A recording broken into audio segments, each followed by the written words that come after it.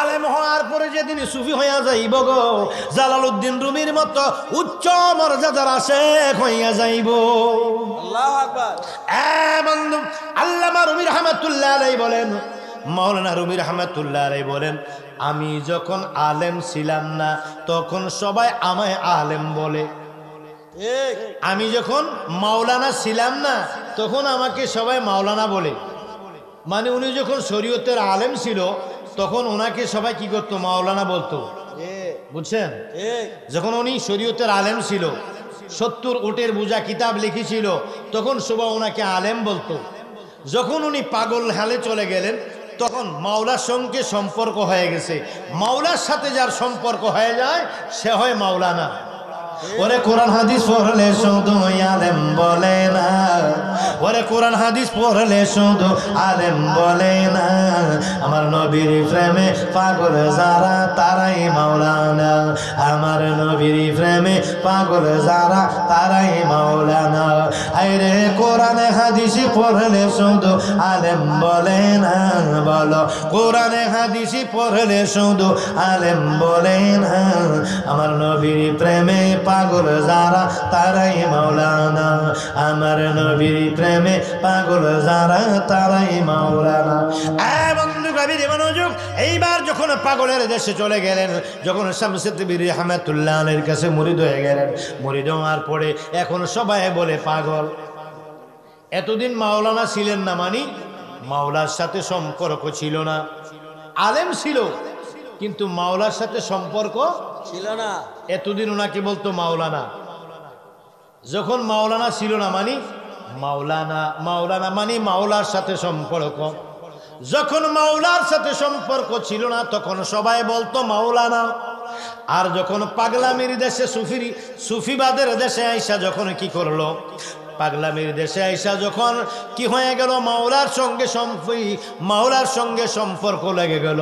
এখন সবাই কয় পাগল, আগে বলতো মাওলানা, অথচ সে কি এখনো হয়েছে মাওলানা, মানে মাওলার সাথে সম্পর্ক। ওরে তোমার আমার কি সম্বন্ধ বলো না মাওলা, তোমার আমার কি সম্বন্ধ বলো না, প্রেম কসুরে করো চরূপের চলো না, হায়রে মাওলানা মাওলানা মাওলানা, প্রেম কৌশলে রূপের চলো না।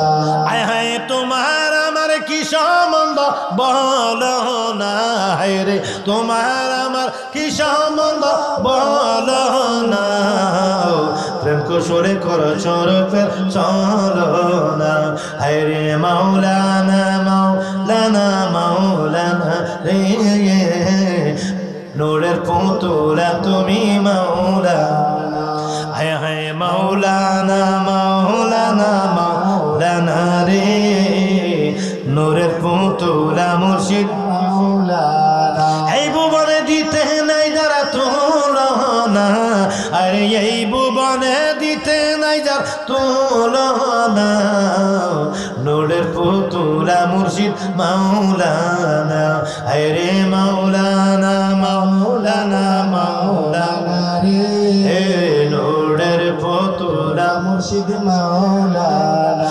নিজে বাছা নিজে কাজী, নিজের নৌকায় নিজে মাঝি, ওরে নিজের ভাবে নিজে রাজি মাওলানা, আরে নিজের ভাবে নিজে রাজি মাওলানা, নূরের পুতুলা মুর্শিদ মাওলানা, আরে মাওলানা মাওলানা মাওলানা, হে নূরের পুতুলা মুর্শিদ মাওলানা। পুরিয়ায় অনন্ত রাজ্য করিতেছ খেলার কার্য, আমার ভাগ্যে সেবার কার্য হইল না রে, আমার ভাগ্যে সেবার কার্য হইল না, নূরের পুতুলা মুর্শিদ মাওলানা, রে মাওলানা মাওলানা মাওলানা রে, নূরের পুতুলা মুর্শিদ মাওলানা, রে মাওলানা মাওলানা মাওলানা রে, মুর্শিদ মাওলানা আমার ভাইয়েরা গাভীর মনোযোগ অন্তরের কান লাগাও কোরআন শরীফ থেকে একখানা আয়াতে কারিমা তেলাওয়াত করেছিলাম খুতবাতে সূরা কাফের 17 নম্বর আয়াত সূরা কাফের 17 নম্বর আয়াত মান ইয়াহদিল্লাহু ফাহুয়াল মুহতাদ ওয়া মান ইউদ্লিল ফালান তাজিদ লাহু ওয়ালিয়্যাম মুরশিদা জোরে জোরে বলুন সুবহানাল্লাহ বন্ধু বাংলাদেশে একদল মানুষ মুসলমান বের হয়েছে যারা বলে আল্লাহর আছে আল্লাহর পরে আল্লাহর নবী আমাদেরকে দুটা জিনিস দিয়ে গেছে একটা হলো কিতাবুল্লাহ একটা হলো আল্লাহর কিতাব মানে কোরআন আর একটা হলো হাদিস যেখানে নবীর হাদিস আছে যেখানে আল কোরআন আছে এখানে আবার ফিরকি বলে কি বলে না হ্যাঁ এখানে আবার ফিরকি যেখানে কোরআন আছে হাদিস আছে কোরআন হাদিস থাকতে আবার ফিরকি বলে না তো কোরআন হাদিস তুমি কি কোরআন হাদিস বোঝো হ্যাঁ কি কোরআন যে এই কথাটা বলে তারকে বললেন যে কোরআন শব্দটাকে বিশ্লেষণ করার জন্য বললেন তাহা কি করতে বলে দিয়েন কোরআন শব্দ বিশ্লেষণ করতে বলেন সে আটকে যাবে সূরা ফাতিহার তাফসীর করতে পারবে না সূরা ফাতিহার কয়টা নাম এটাই বলতে পারবে না শুদ্ধ করে সে পরিষ্কার করে সূরা ফাতিহা পড়তে পারবে না সে বলে আবার ফিরকি তো ফিরকি হইলে তুই স্কুলে ভর্তি হইছ কি লাগি তুই কলেজে ভর্তি হইছ কেন তুই মাদ্রাসা ভর্তি হইছ কেন ওখানে তো ওস্তাদ লাগে হ্যাঁ তুমি ড্রাইভিং শিখবা সেখানে ওস্তাদ লাগবে তুমি কম্পিউটার শিখবা সেখানেও কম্পিউটার লাগবে কি লাগবে শিক্ষক লাগবে লাগবে কিনা বলুন তুমি যে কোনো কাজে যাও রাজমিস্ত্রি হলেও একজন ওস্তাদ লাগবে কাঠমিস্ত্রি হলেও একজন ওস্তাদ লাগবে ট্রেন চালাবে ওস্তাদ লাগবে প্লেন চালাবে ওস্তাদ লাগবে সিএনজি চালাবে ওস্তাদ লাগবে মোটর সাইকেল চালাবে ওস্তাদ লাগবে যে কোনো যানবাহন চালাবে তুমি শিক্ষকের কাছে একজনকে ওস্তাদ মেনে সেখানে প্রশিক্ষণ নিয়ে তুমি শিখতে হবে ঠিক কিনা বলুন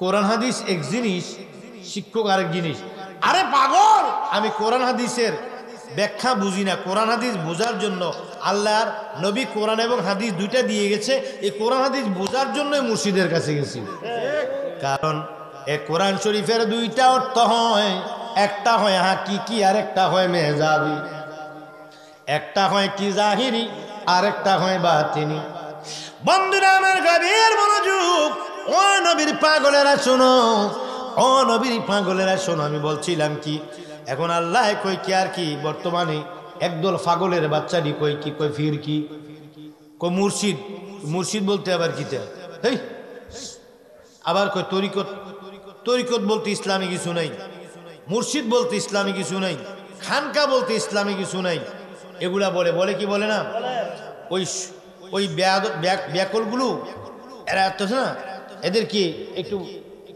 আমি ব্যাকলগুলো বুঝে না আমি একটু বুঝাই তরিকতের কথা কোরআনে আছে তরিকতের কথা কোরআনে আছে মুর্শিদ শব্দটাও কোরআনে আছে খানকা ও ইসলামে আছে খানকা কাকে বলে খানকার উৎপত্তি কোথায় এই তিনটা কথা নিয়ে কয়েকটা কথা বলবো আপনারা কি শুনবেন না ঘুমাবেন কয়টা বাজে ঘড়িটা দেখেন তো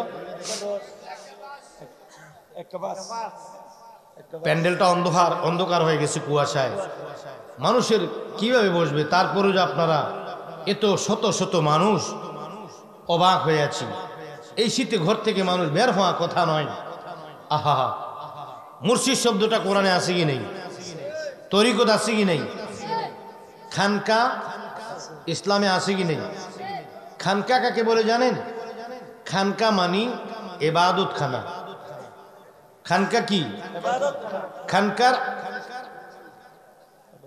ইবাদত খানা যেখানে একান্তে ইবাদত করা হয় বিশেষ নফল ইবাদত ওই জায়গাটা বলা হয় খানকা এই দেশে যখন মসজিদ ছিল না যখন মসজিদ করেন নাই তখন ইবাদত করতেন আল্লাহওয়ালারা খানকায় আর ইসলাম শুরু হয়েছে খানকা দিয়ে, মসজিদ বহু পরে এসেছে। পাগলে বলে খানকা আবার কি, খানকা কই পেয়েছেন? আমার হযরতে শাহজালাল বাংলার জমিনে যখন ইসলাম নিয়ে দাওয়াত নিয়ে এসেছেন, তখন কোনো রেডি মসজিদ ছিল না, কোনো মাদ্রাসা ছিল না। তিনি যেই জায়গার মধ্যে বসে ইবাদত করতেন ওই জায়গাটার নাম হলো খানকা। খাজা গরিব নওয়াজ ওই কি ভারতবর্ষে যখন এসেছিল, ইসলাম কায়েম করার বহু পরে মসজিদ নির্মাণ করা হয়েছে। যখন মসজিদ নির্মাণ করা হয় নাই, তখন যেই জায়গার মধ্যে নামাজ পড়া হতো ওই জায়গাটার নাম ছিল খানকা। জোরে বলুন সুবহানাল্লাহ। আমার নবী কামলে ওয়ালা, ও বন্ধু মক্কার জীবনী, মক্কার জিন্দেগিতে আমার নবী যখন ছিলেন তখন কি কোনো কি মসজিদ ছিল না, তখন কোনো মসজিদ ছিল না। তখন আমার নবী কামলে ওয়ালা কি করেছেন? ইবাদত করেছেন যে জায়গায়, একান্তে দেয়া যেই জায়গার মধ্যে ইবাদত করেছেন সেহরা পর্বতের গুহায়, জবল নূরের মধ্যে হেরা পর্বতের গুহায়, ওইটার মধ্যে এখনো মানুষ লক্ষ লক্ষ মানুষ যা কি করে একান্তে কোনো জায়গার মধ্যে নির্জন কোনো জায়গার মধ্যে বসে বসে ইবাদত করলে, একান্ত কোনো খাস জায়গার মধ্যে ইবাদত করলে এটাকে খানকা বলে। বন্ধুরা, ইসলামের মধ্যে যখন মসজিদ ছিল না তখনও কি মানুষ ইবাদত করেছেন যে জায়গার মধ্যে, ওই জায়গার নাম হলো খানকা। বন্ধু, খানকার বহু পরে মসজিদ আসছে। ও বন্ধু, মসজিদের বহু পরে মাদ্রাসা আসছে। আমার ভাইয়েরা, এখন মাদ্রাসা তুমি চিনো, মসজিদ চিনো, কিন্তু খানকা চিনো না ভাইয়েরা আমার। নবীর মনোযোগ অন্তরের কান লাগান, নবীর পাগলেরা শোনো, আল্লাহ নবী কামলে রাহমাতুল লিল আলামিন। ও নবীর পাগলেরা শোনো, ও আমার সুন্নি ভাইয়েরা, সেখান তরিকার ভাইয়েরা শোনো। এবার খানকা থেকে, খানকা দিয়ে কি ইসলাম শুরু হয়েছে। এখন তুমি বলো খানকা ইসলামে কই পাইলো? ওইগুলা কি জ্ঞান পাবি তারা বোঝে না আমার বন্ধু। 2 নম্বরে বলেছিলাম কোরআনের মধ্যে মুর্শিদ শব্দ কি, কোরআনের মধ্যে আছে কি নাই? মুর্শিদ শব্দ কোরআন অবশ্যই আছে। আরেকটি কি আছে বলেছিলাম? তরিকত। তরিকত শব্দ কোরআনের মধ্যে আছে কি নাই? তরিকত শব্দ কোরআনে আছে, মুর্শিদ শব্দ কোরআনে আছে। জোরে বলুন সুবহানাল্লাহ। আমাদের দেশের যুবক ছেলেরা দিন দিন তরিকা থেকে দূরে চলে যাচ্ছে, কারণ ইউটিউবের মধ্যে বসে তারা বর্তমানে স্কলার, ইসলামিক স্কলার, ওদেরকে খুঁজতে খুঁজতে যায় তারা তরিকার জগৎ থেকে সরে গিয়ে ওই স্কলারদেরকে ফলো করতে করতে তারা অন্যদিকে চলে যাচ্ছে। এখন শোনেন,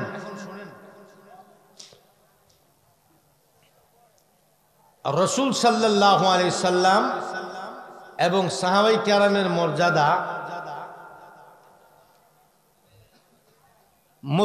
রাসূল সাল্লাল্লাহু আলাইহি সাল্লাম এবং সাহাবায়ে কেরাম ওরা কোনো মাদ্রাসায় পড়ছে? জি না।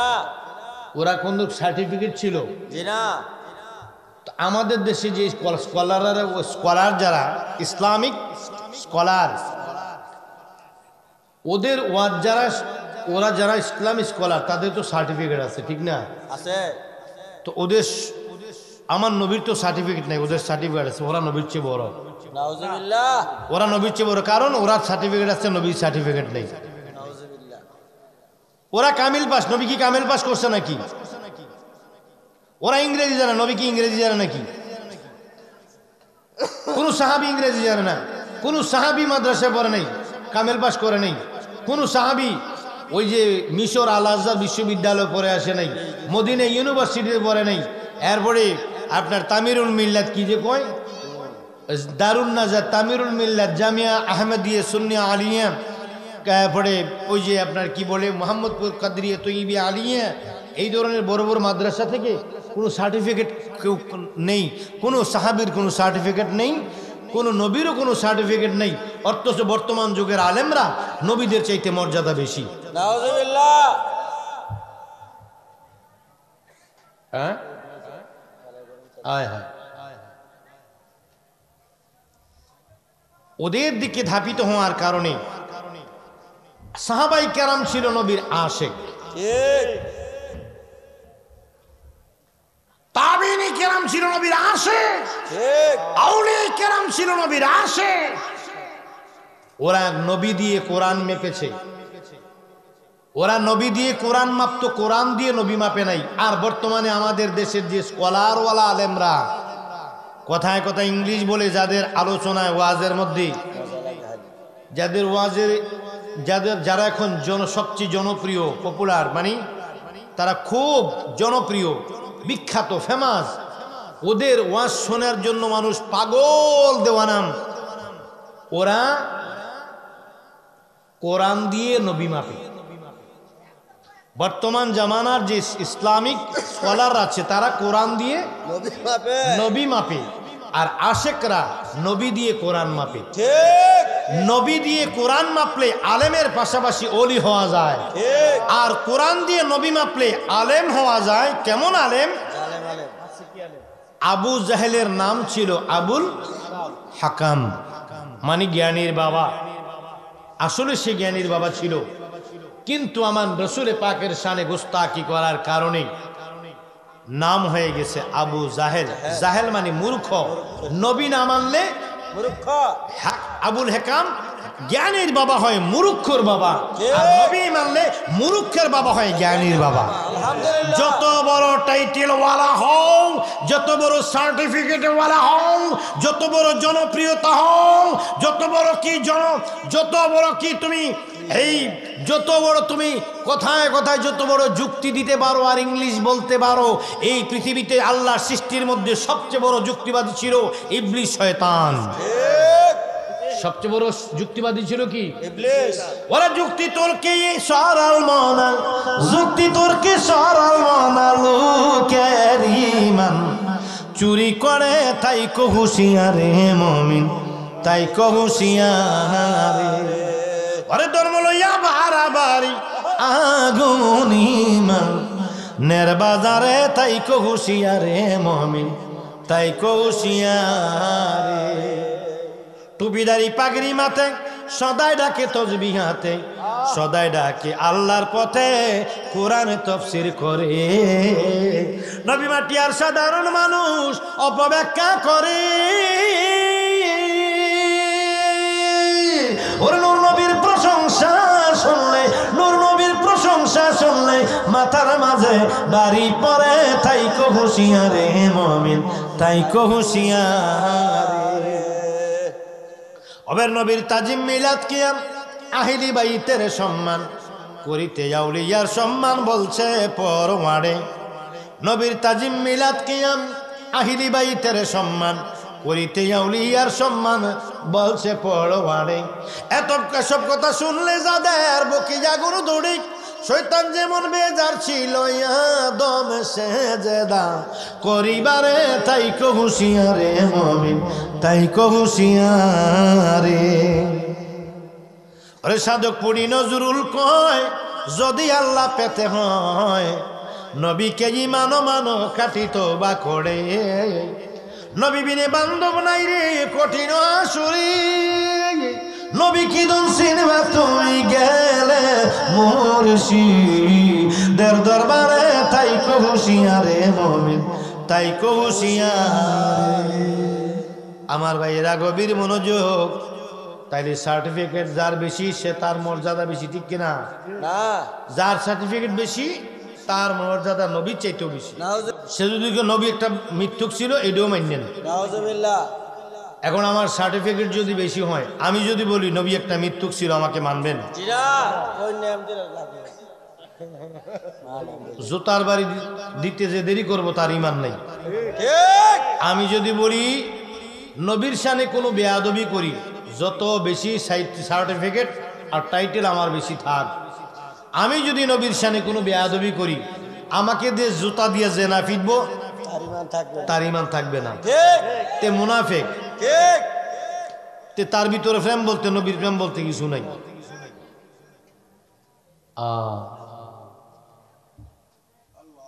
আহারি নবীর ইসলাম গেল রে কোথায়,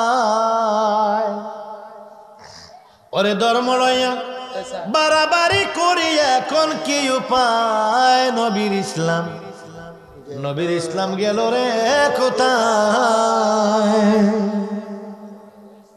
রসুল ইসলাম আজ আমাদের দেশে নাই। ঠিক। কোরআনকে অপব্যাখ্যা করে মানুষের ঈমান চুরি করা হচ্ছে। বিশেষ করে কোরআনকে অপব্যাখ্যা করে যারা মানুষের ঈমান নিচ্ছে, তারা সবচেয়ে বড় হাতিয়ার হিসেবে বেছে নিয়েছে বাংলাদেশের যুবকদেরকে। ঠিক। কারণ এক বুড়া বেড়ে লাঠি বর করে হাঁটে, লাঠি নিয়ে রাস্তায় নামে না। মুরব্বীরা লাঠি বর করে হাঁটে, লাঠি নিয়ে আন্দোলনে নামে না। ঠিক। লাঠি নিয়ে আন্দোলনে নামে যুবকরা। ঠিক। এই যুবকদেরকে যদি রসুলের পাকের শানে দুশ্মনী শিখানো যায়, তাহলে এই দেশে, এই পৃথিবীতে এজিদ প্রতিষ্ঠিত করে লাগে। এজিদের আদর্শ প্রতিষ্ঠিত হবে। নাউজুবিল্লাহ। কার আদর্শ? এজিদের। এজিদ ইসলাম কায়েম হবে। আর যদি দুশ্মনে রসুলকে, রসুলের বেয়াদবি, রসুলের প্রেম থেকে মানুষকে, যুবকদেরকে সরানো না যায়, এদেশে হুসাইনি ইসলাম প্রতিষ্ঠিত হবে। ইমাম হুসাইনের পাগলদেরকে কি করা যাবে না? দমানো যাবে না। এখন ইসলামী কি করতে হবে? সঠিক ইসলামের যে মূল ইমাম হুসাইন কারবালার জমিনে যিনি সত্যের জন্য প্রাণ দিয়েছেন, সে হুসাইন ইসলামকে জাগ্রত রাখতে হলে, জাগ্রত রাখতে হলে কি লাগবে? ইমানদারের দল হুসাইনি মুসলমানকে এগিয়ে দিতে হবে। আর সেই হুসাইনি মুসলমান এগিয়ে গেলে এজিদি মুসলমানরা কখনো তা বরদাস্ত করতে পারবে না। সেজন্য এজিদি মুসলমানরা সাংগঠনিকভাবে, লেখালেখিরভাবে, বিভিন্নভাবে কৌশলে এবং সেই যুবকদের প্রতি টার্গেট করে কৌশল অবলম্বন করে আমাদের বাংলাদেশের নয়, সারা পৃথিবীর যুবকদেরকে তারা ব্রেন কি করে ওয়াশ করে তাদেরকে তাদের হাতিয়ার হিসেবে ব্যবহার করছে। যুবকেরা নিজেরাও জানে না, তাদেরকে এমনভাবে তাদেরকে বোঝানো হচ্ছে, সেটা যুবকরা কখনো বিশ্বাস করতে পারে না, কখনো তাদেরকে বোঝানো সম্ভব না। হক এবং বাতিলের পার্থক্য, যার কপালে হেদায়েত আছে তাকে বোঝানো লাগে না, সে এমনি পাগল হয়ে যায়। আমিন। আর যার কপালে হেদায়েত নাই, অটোমেটিক সে গুমরা হয়ে যায়। ঠিক। বলতেছিলাম কি আল্লাহ পাক রব্বুল আলামিন কি বলেছিলেন? বলতেছিলাম বন্ধুরা আমার, কোরআন শরীফের মধ্যে মুর্শিদ আছে কি নাই? আছে। মরিয়াম সূরা কাহফের 17 নম্বর আয়াতের মধ্যে আল্লাহ বলেন, তোমরা আমি আল্লাহ যাকে কি করি পথভ্রষ্ট করি হাসরের ময়দানে, ওই ব্যক্তি মুর্শিদ খুঁজে পাবে না। তাহলে মুর্শিদ শব্দ কোরআনে আসেনি? তা আমরা মুর্শিদ মুর্শিদ কইয়া গজল গাইলে তোরার কেন মাথায় বাড়ি পড়ে? আমরা কি মুর্শিদ মুর্শিদ বলে যদি আমরা গজল গাই, মুর্শিদ হলো, মুর্শিদ শব্দের বাংলা হলো অভিভাবক, মাওলা শব্দের বাংলা হলো অভিভাবক, পিতা শব্দের অভিভাবক হলো পিতা শব্দের বাংলা হলো কি? পিতার বাংলা পিতা, পিতার অর্থ হলো অভিভাবক। পিতার অর্থ কি? পিতা অর্থ অভিভাবক, মাওলা অর্থ অভিভাবক, মুর্শিদ অর্থ অভিভাবক। বুড়া ফার্সিতে বলে পীর। স্ত্রীদের পিছিয়ে কাটা জানে বিড়ি খায় রে, গ্যারানেন্দ ধরে লাইছে টেকি দূরে তাফাত গিয়া খাইতে আসছিল না। তাফাত গিয়া মর অজুসেরা ফ্যান্ডেলের ভিতরে আইবি জুতা দিয়ে ফিট তেলাল করেলাম সালার ফুট। তো স্ত্রীদের পিছিয়ে বিড়ি খাইতি, জানোয়ারের বাচ্চা। অসভ্যর ঘর অসভ্য। বেহেস্তের বাগানে বেহেস্তের বাগানের মধ্যে 70,000 ফেরেস্তা থাকে। কত বড় দেওয়ান্নির ফুটতে আল্লাহর ফেরেস্তারা এখানে 70,000 ফেরেস্তারা আইছে এখানে মাহফিলটাকে কি করার জন্য, পবিত্র করার জন্য। তে আইছে ফ্যান্ডেলে পিছে বিড়ি খাইতো। আল্লাহ তার মুখটা তাই কিতা কইতাম, শালার ঘরে শালা। আল্লাহুম্মা সাল্লি আলা সাইয়্যিদিনা মুহাম্মাদ, আল্লাহুম্মা সাল্লি আলা সাইয়্যিদিনা মুহাম্মাদ, নাবিয়ানা শাফিয়ানা মাওলানা মুহাম্মাদ, আল্লাহুম্মা সাল্লি আলা সাইয়্যিদিনা মুহাম্মাদ। কবির মনোযোগ অন্তরের কান লাগাও, নবীর পাগলেরা শোনো গো। আল্লাহর ওলি মানলে কুত্তাও জান্নাতি হয়ে যায়। ঠিক। আর আল্লাহর ওলিকে সম্মান না দিলে, নবীরে সম্মান না দিলে, যত বড় মুতামিম হও আর যত বড় প্রিন্সিপাল হও, যত বড় বুজুর্গ, যত বড় বড় হুজুর হও, তোমারে জুতার ভিতরে গু বইয়া তোমারে আসরের মাদানে ফিটবো। তোর কবরের মধ্যে কুত্তায় মুতবো, তোর কবরের ভিতরে বিলাইয়া মুতবো। আর যদি আমার আল্লাহর নবীর শান ইজ্জতের, আমার নবীর ইজ্জত নিয়া বলির আল্লাহর ইজ্জত দিতে জানো, তোর কবরের মধ্যে ফুল দেওয়া হবে, তোর কবরের মধ্যে আতরের জ্ঞান আসবে। ঠিক না বেঠি? আর জোরে জোরে বলুন ঠিক না বেঠি? আল্লাহর অলি মাইন্না কুত্তা বেহেশতি হইছে। দলিল কোরআন। দলিল কি?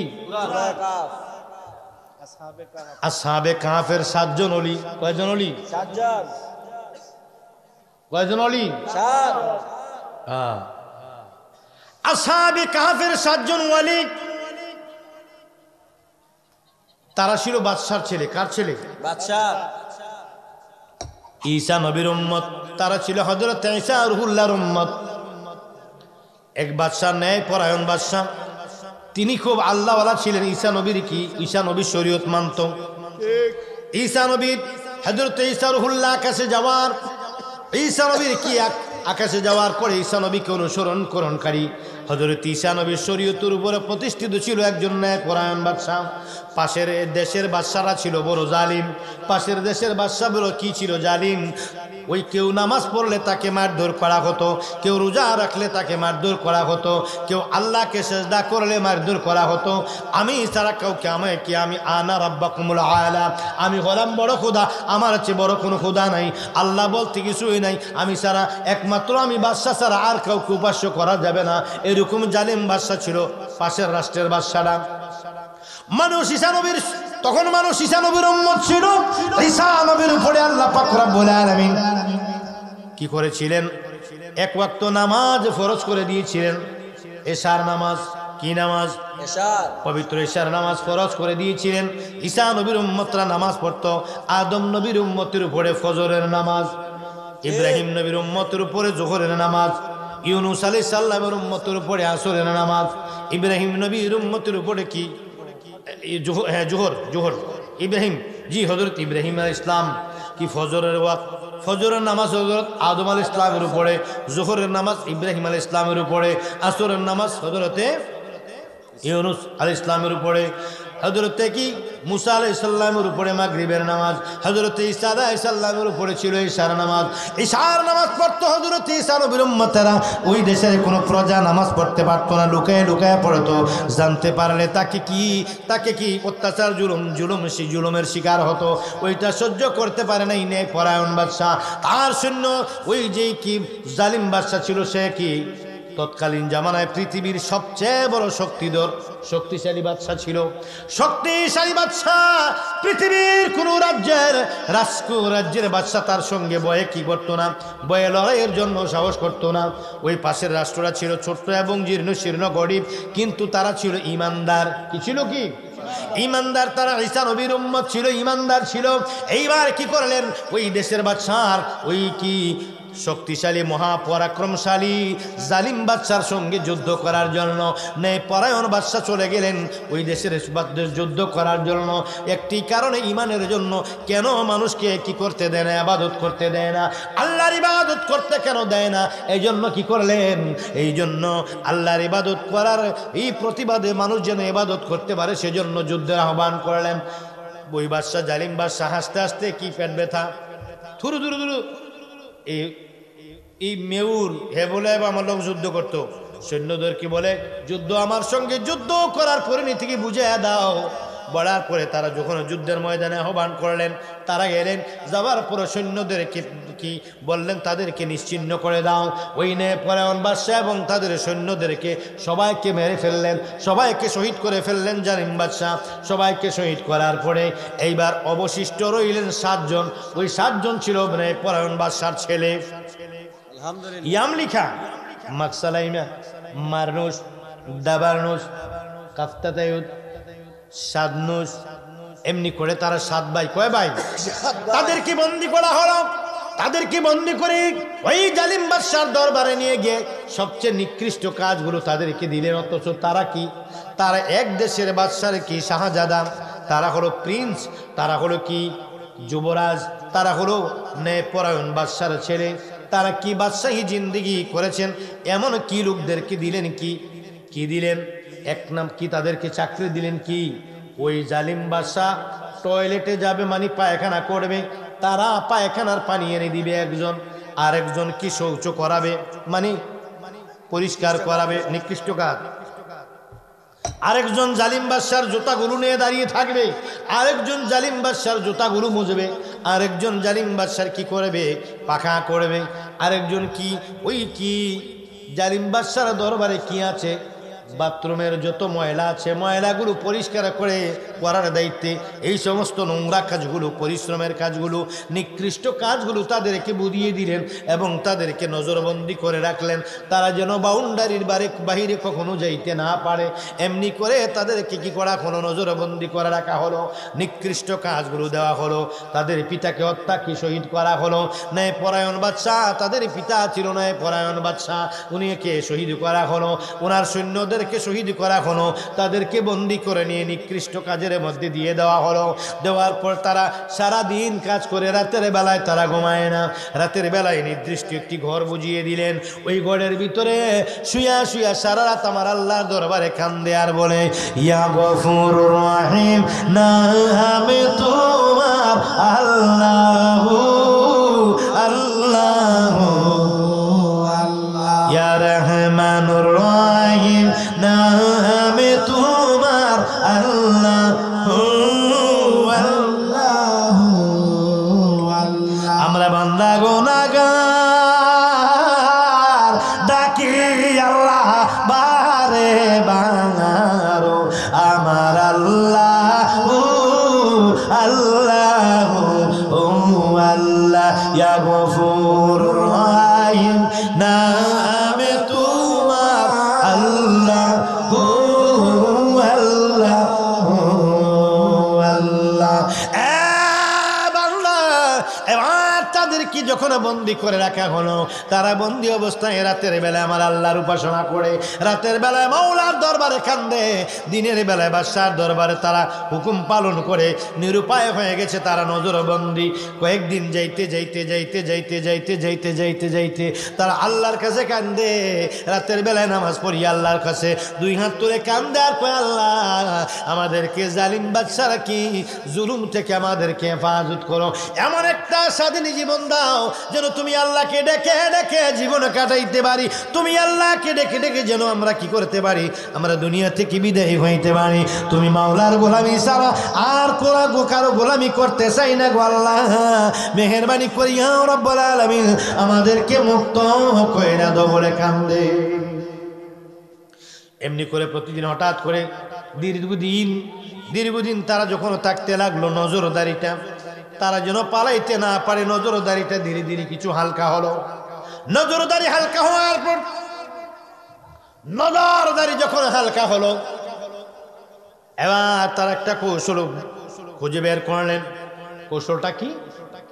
প্রতিদিন বাদশা মন্ত্রী পরিষদদেরকে নিয়ে প্রতিদিন বিকাল বেলায় বাউন্ডারির বাইরে খেলতে যায়। কি করতে যায়? খেলতে। কুস্তিগিরি খেলে। কি খেলে? কুস্তিগিরি খেলে। ওই খেলার সময় রাজ দরবারের একমাত্র দারোয়ান ব্যতীত সবাইকে উন্মুক্ত করে খেলা দেখতে দেওয়া হয়। রাজা নিজেই খেলে। তারা আবার কি করলেন? প্ল্যান করলেন। তারা কি সুকৌশল করলেন?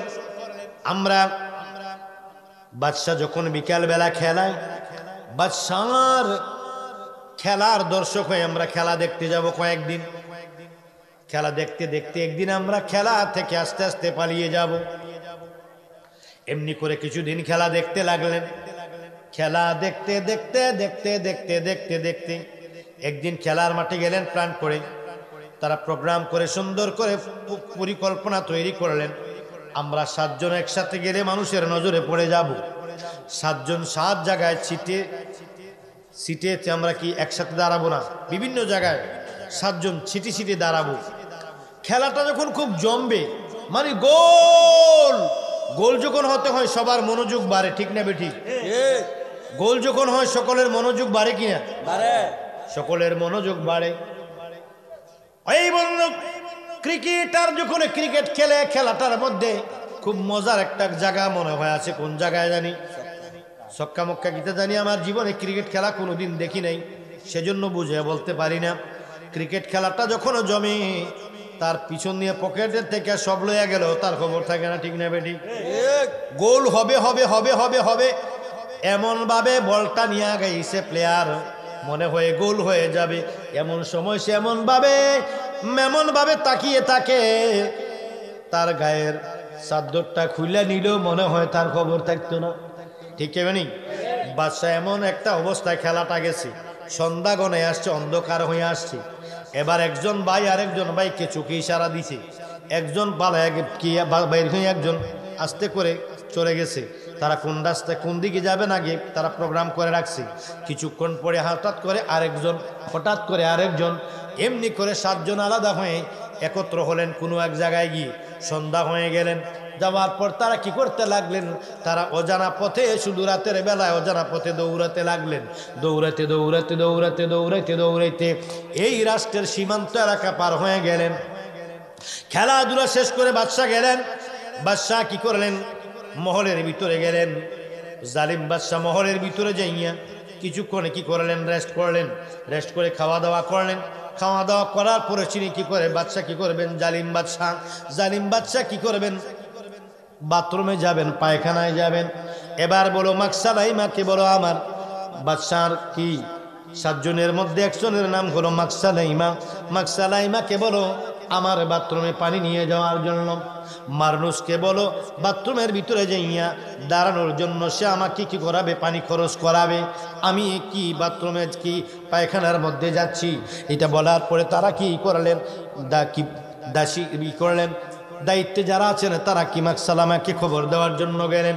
যা দেখে 7 ভাইয়ের মধ্যে কোনো ভাই রুমের ভিতরে নাই। গিয়ে জানালেন বাদশাহ নামদার, ও বাদশাহ 7 ভাইয়ের মধ্যে কোনো একজনও রুমের ভিতরে নাই, তারা কোথায় আসে? এবার বাদশাহ বলে তাদেরকে খুঁজে বের করো। তাদেরকে পুরা মহল খুঁজলো।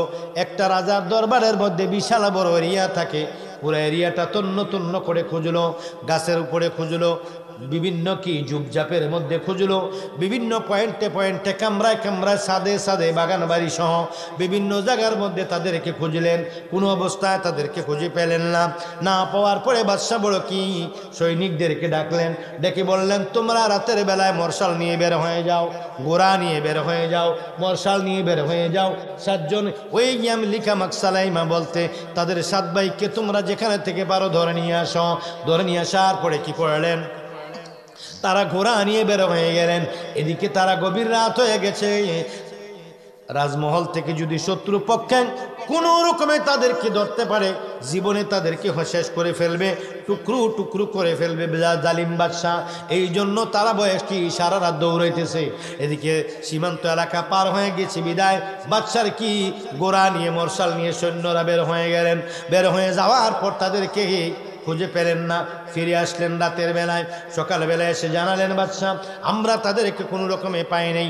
সারা রাত 3 দিন পর্যন্ত দিনে রাতে তাদেরকে খোঁজা হয়েছে, রাষ্ট্রের কোথাও তাদেরকে পাওয়া গেল না। বাদশাহ তাদেরকে কি করে রাজ্যের মধ্যে তাদেরকে ধরে আনা দেওয়ার জন্য লক্ষ টাকা লক্ষ দিরহাম পুরস্কার ঘোষণা দিলেন, তাও তাদেরকে খুঁজে পাওয়া গেল না। তারা রাতের বেলায় অজানা পথে দৌড়াচ্ছে। দৌড়াইতে হঠাৎ করে এক জায়গার মধ্যে গেলেন। যাওয়ার পর যায় দেখে হঠাৎ করে পিছনের দিকে ফিরে দেখে তাদের পিছনে একটা কুকুর দৌড়াচ্ছে। কুকুরটা যখন দৌড়াইতে লাগলো, হঠাৎ করে তারা চিন্তা করলেন কুকুর যদি আমাদেরকে কুকুর দেওয়া করেছে, কুকুর যদি গেউ গেউ করে, তারা কোনটা সীমান্ত এলাকা, কোনটা এই দেশ, কোনটা এই দেশের সীমানা, কোনটা এই দেশের সীমানা, কোথায় গিয়ে শেষ, কোথায় আছে না যাচ্ছে, কোথায় আছে না আছে তারা নিজেও কিচ্ছু বলতে পারে না। তারা চিন্তা করলেন কুকুর যদি গেউ গেউ করে চিৎকার মারে, আশেপাশের মানুষগুলো কি হবে, ঘুম ভেঙ্গে আমাদেরকে চোর মনে করে আটকিয়ে ফেলবে। আর যদি পরিচয়টা কোনো রকমে জানতে পারে, আমাদেরকে বাদশার দরবারে নিয়ে ধরিয়ে দেবে। ধরিয়ে দেওয়ার পর আমাদেরকে জীবনে শেষ করে ফেলবে। এজন্য তারা কি করলেন, ওই একজন কি করলেন, রাস্তার মধ্যে সামনে একটি পাথর পেলেন, পাথর দিয়ে কুকুরের মাথা বরাবর কি করলেন, ঢিল মারলেন। কুকুরের মাথার মধ্যে যখন ঢিল মারলেন, কুকুরের মাথায় প্রচন্ড আঘাত পেয়েছে, তবু কুকুর চিল্লায় না, কারণ কুকুরটা হইল নবী অলির পাগল। মুর্শিদ তোমায় ভালোরে বাসি, আমায় মন্দ বলে পারা পরশি, আমার বাজানো মুর্শিদ তোমায় ভালোরে বাসি, মন্দ বলে পারা পরশি, আমায় বলুক বলুক যারা যারা খুশি, আমি বলবো না, আমি তো জানি রে মুর্শিদ তুমি আপনা। এই মিনতি করি মুর্শিদ আমায় সাহিরা যাইও না, আমি তো জানি রে বাজান তুমি আপনা। সারিয়া সং কলের আশা,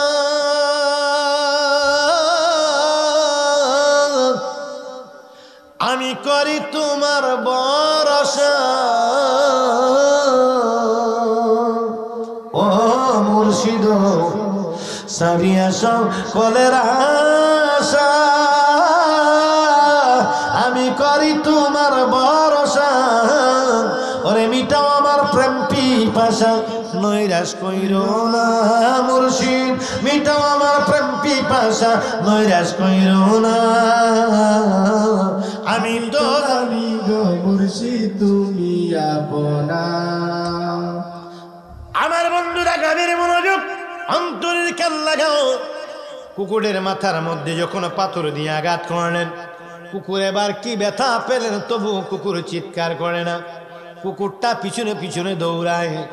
হঠাৎ করে ব্যথা পাওয়ার পর কুকুরটা সামনের দুইটা পা উপরের দিকে, হাতের কাজ যেগুলো দিয়ে পড়ে উপরের দিকে দিয়া চিল্লান দেয়া কয়, আল্লাহ মাবুদ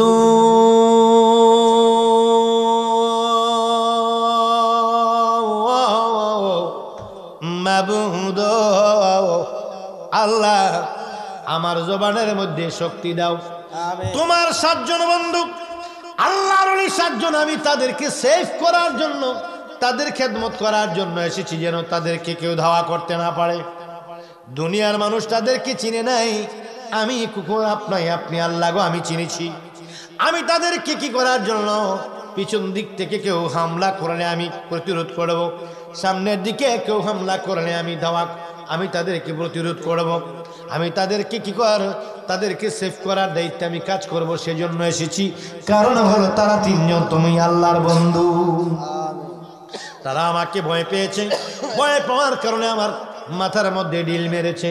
মাথার মধ্যে ঢিল মারার কারণে আমার ভাইয়েরা, এবার কুকুরটা বলে, আল্লাহ আমাকে জবান দাও, তোমার 7 জন ওলি যেই ভাষায় কথা বলে সেই ভাষায় যেন আমি কথা বলতে পারি, জবান দাও, তাদেরকে যেন বুঝাই দিতে পারি, আমি তাদের কোনো ক্ষতি করব না, তাদের খাদেম হইতে চাই। সুবহানাল্লাহ বলেন। সুবহানাল্লাহ। হ্যাঁ, ওরে মুর্শিদ তোমার দরবারে গোলাম নিরালাইবা আমারে, রোজের মায়না রোজে চাই না, রোজের মায়না রোজে গোসাই না, দিও মায়না একবারে, গোলামে নিরাকি বয়ামারে। মুর্শিদ তোমার দরবারে হ্যাঁ গো বাজানে, তোমার দরবারে গোলামে নিবানাই বায়ামারে।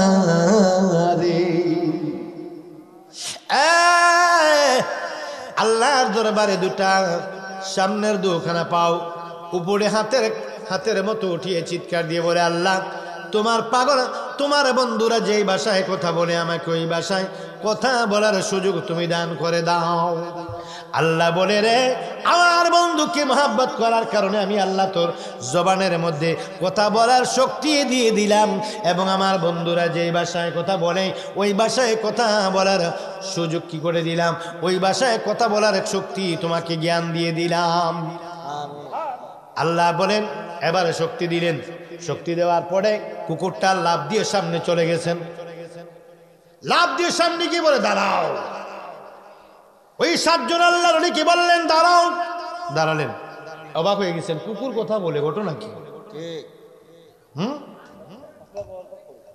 কুকুর কথা বলে। দয়াল মাওলায় তোমার কুদরতি অপার, তোমার মহিমা বুঝে, তোমার মহিমা বুঝে এন শক্তি কারণ দয়াল মাওলায়। ও মাওলায় এই জগৎ সাজাইলা তোমার কুদরতে রোশানি, তোমার খেলা তুমি খেলো, তোমার খেলা তুমি খেলো, আমরা গুনাহগার দয়াল মাওলায়। দয়াল মাওলায় তোমার কুদরতি অপার, তোমার মহিমা বোঝা, তোমার মহিমা বোঝা এন শক্তি কারণ দয়াল মাওলায়। বাজার কুকুরের সামনে গিয়ে বলে দাঁড়াও। 7 জন দাঁড়িয়ে কয়ে কুকুর দি কথা বলে রে ভাই দেখি। দেখ দেখ আল্লাহর ওলি গো, তোমরা 7 জন, তোমরা হলা আসহাবে কাফের 7, তারা আসহাবে কাফের 7 জন ওলিকে বলে তোমরা আমাকে বলবো না,